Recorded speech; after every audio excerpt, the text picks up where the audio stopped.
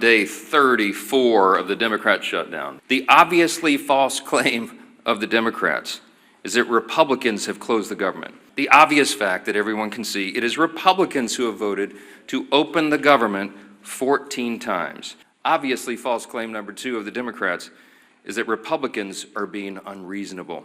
The fact is very simple. Republicans are refusing to accept the Democrats' outrageous demands. False claim number 3, Democrats are fighting for health care. It is the Democrats who created ObamaCare. When they passed ObamaCare in 2010, they called it the Affordable Care Act. We know the truth is exactly the opposite. By some estimates, premiums have risen 60% in many categories. Fact is the opposite. Republicans are the ones fighting to save health care. The Schumer shutdown was never about health care. This is about fear. And what is the fear? Mamdani and all that he represents will be risen to power, that he'll be elected the mayor of America's largest city. Now, this terrifies the establishment old guard Democrats in Washington. We're on day 34 of the Democrat shutdown. Day 34. It's now officially the second longest shutdown in U.S. history. And we wanted to just have a simple exercise with you this morning to go through just a couple of important facts. There is such a staggering amount of gaslighting and false information that Democrats are engaging in right now. And so we thought it would be useful to just this morning, in a very brief and concise manner, separate fact from fiction. So I'm just going to go through 4 false claims that you have heard over and over and over, and just explain once more what the simple truth is. Meredith, let me see the first slide here. Here's the first one. The obviously false claim of the Democrats is that Republicans have closed the government. I've heard them say this myself. You've all seen it in interviews. They're blaming the shutdown on the Republicans, and it is patently absurd. The next slide will show you the simple fact, the obvious fact that everyone can see. It is Republicans who have voted to open the government 14 times. Now, remember how this came about. Back in September 19th in the House, Republicans in the House voted to open the government, the clean continuing resolution to keep everything in operation. Every Democrat except one in the House voted to close the government. But we still passed it because we have the majority. And so we sent that bill over to the Senate. And 13 different occasions, 13 times, the Democrats have voted to close the government. Republicans voted yes every time to open it. Republicans in the Senate and the House voted to keep the lights on, to pay service members and our troops who are in harm's way, Border Patrol agents, TSA, air traffic controllers, all federal workers. They voted to ensure that women, infants, and children nutrition programs continue and that SNAP benefits continue to go to the American families who are in need. But by contrast, the Democrats have voted no every single time. And what is outrageous to us is that they have gone onto the Senate floor. Senate Democrats, they have voted no. They have voted to close the government. And then they have gone out to the hall, to the nearest camera they can find. And they have looked into the lens and said, Republicans are shutting down the government. It makes no sense. It's the most extreme example of gaslighting in the history of American politics. And many in the media have allowed them to get away with that. It's shameful. Let me show you another obviously false claim. Obviously false claim number 2 of the Democrats is that Republicans are being unreasonable. Well, here's the fact. Let me see the next one. The fact is very simple. Republicans are refusing to accept the Democrats' outrageous demands. Now, why do we say that? Now, remember, the Republicans passed a clean continuing resolution. It was nonpartisan. It was a simple bill that would open the full government. And we could do that today. If they would pass that today, with 0 strings attached, everything would be flowing again and the government would work. Importantly, remember that we offered that CR in good faith. And why do we say that? Because it was offered after a bipartisan, bicameral negotiation between both chambers. Because you see, you had the appropriators, Republican and Democrat appropriators, who got together and decided, they agreed on the need for a short-term CR so that they could continue their negotiations on the full-year funding bills. But this is something Democrats have spoken passionately about and acted upon many times in the past. We've recounted here every day. 13 different occasions in the Biden administration, they passed continuing resolutions. They did it most recently in March of this year when Chuck Schumer, 10 Senate Democrats, including the leader, Schumer, voted for the CR. and told us how important that was. The CR that's on the table right now and has been sitting there for 45 days is nearly identical to the one that they voted on in March. But shockingly, this is the big thing.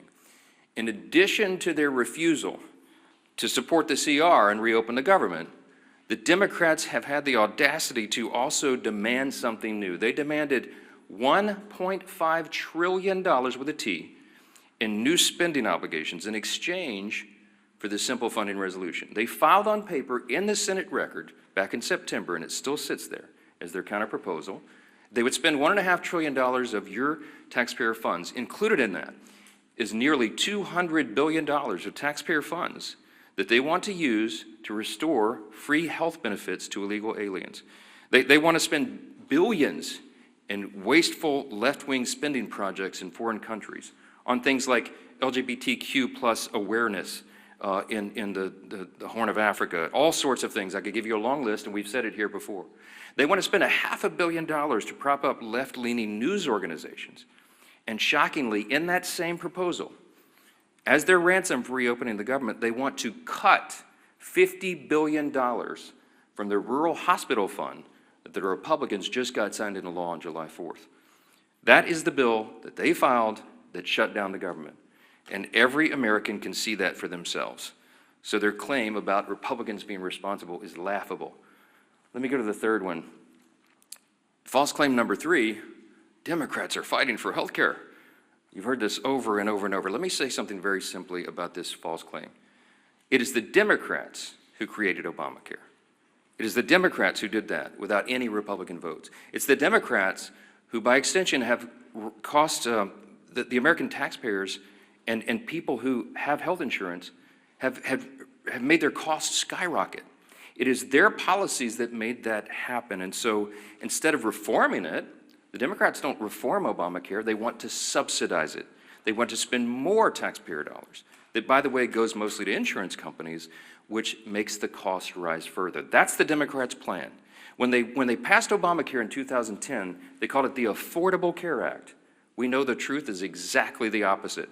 By some estimates, premiums have risen 60% in many categories since they passed that bill into law. Now, the fact is the opposite. Republicans are the ones fighting to save health care. Why? It's not just talking points to us. We do this. We have ideas, and we have already implemented ideas and measures to reduce costs, increase access and quality, and eliminate fraud, waste, and abuse. Now, why do we say it's not just a talking point? Why do we say the Republican Party is the only one advancing common sense reform solutions? Because we've proven it. We did that in the big, beautiful bill, the Working Families Tax Cut. We took a look at Medicaid, and we took on that challenge. We took action to reduce fraud, waste, and abuse in Medicaid. We got able-bodied young men without dependents off the program. We got illegal aliens off the program, and we saved $185 billion just to start. We got millions of ineligible enrollees off the program, and it preserved it. It strengthened Medicaid for the people who rely upon it, which is the elderly, disabled, and young pregnant women, as we always use as an example. No, it's not about health care. That is a false claim, and everybody knows it. Everyone in America, and certainly everybody in this room, understands that this is about something else. What this is about fear. The Schumer shutdown was never about health care. That's a distraction. It's a red herring, as we used to say in debate club.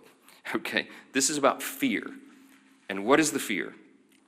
The resolution on the COVID-era Obamacare subsidy issue was always going to be slated for debate in October, November, and December. Everybody knows that, and every Democrat knows that.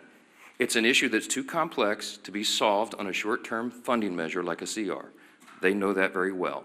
This is about fear. Everybody in the country is watching the elections that will happen tomorrow. You got big elections in New Jersey and Virginia, the governor's races and attorney general's races, et cetera. But all the attention is focused primarily on New York City. Why? Because the fear that Mamdani and all that he represents will be risen to power, that he'll be elected the mayor of America's largest city, the once cradle of capitalism, that we're going to have a Marxist, a communist running the largest city. Now this terrifies the establishment old guard Democrats in Washington. And the leaders of both chambers are among those most terrified. They're both from New York. Leader Hekkim Jeffries is the Democrat in the House, and Leader Schumer in the Senate. They're both from New York, and they're terrified. You've watched their actions carefully. Many of you have not reported on it enough. Poor Hekkim Jeffries had to ultimately, finally, he was forced to endorse Mamdani. And he's terrified that he now owns the results of that. Chuck Schumer's been dancing around the issue, but he knows he's darned if he does, darned if he doesn't. They're both terrified, and so that is the fear. This is a fact, and you should print it this way. The Schumer and Jeffries and their colleagues fear political retribution from the far-left activists in their party more than they fear the consequences of keeping the government closed for weeks on end. They fear that personally for their own political future, and they care more about that than they care about SNAP benefits flowing to hungry families, about air traffic controllers being paid so they can keep the skies safe, Border Patrol troops, and all the rest. It pales in comparison, and this is a simple summary that is a simple fact. It is extremism on the left that is the direct cause of American suffering right now. One more fact. The obviously false claim number 4 this morning is that Republicans are responsible for all this pain. It's just a nonsensical statement. It's a nonsensical statement because the fact is very clear. This is about math. Republicans need at least 7 Democrats to join us. We only have 53 Republicans in the Senate. It takes 60 votes to reopen the government in the Senate. The House did its job, September 19th. We're waiting on the Senate to get this done. Leader John Thune and the Republicans have bent over backwards. They've done everything they can. You saw his frustration and his anger boil up on the floor at the end of last week. A normally calm, pretty steady leader, very steady leader. We're all angry about this because we're sick of what they're doing. They're using the American people as pawns, as leverage, and that is the word that so many of them have used. We could name senator after senator, House member after House member, from the leadership ranks all the way down to rank and file on the Democrat side. They have admitted openly they're using the American people as leverage in this political game. They're motivated out of fear. They want to show a fight to the radical left so they don't lose their political seats, and they're willing to make the American people suffer for it. That is the fact. This is about math. Republicans have to have at least 7 Democrats. We need 5 more.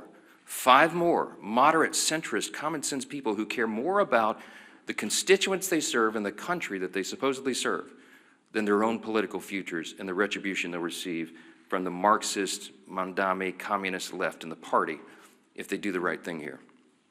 I wish these weren't the facts. I take no pleasure in telling you this. It is disgusting to us. But there's no other way to candy coat this, to make it any prettier than it is. So we're now entering the 5th week of this Democrat shutdown, and it's for one reason. Democrats made a deliberate choice to keep the government closed. The shutdown will only end when those same Democrats make a deliberate choice to open it. The entire country is calling and waiting on just 5 more Senate Democrats to come to their senses and do the right thing. We are pleading with them to do so. This is not a game. The solution is sitting right in front of them. Pass the clean CR, end this madness, and open the government.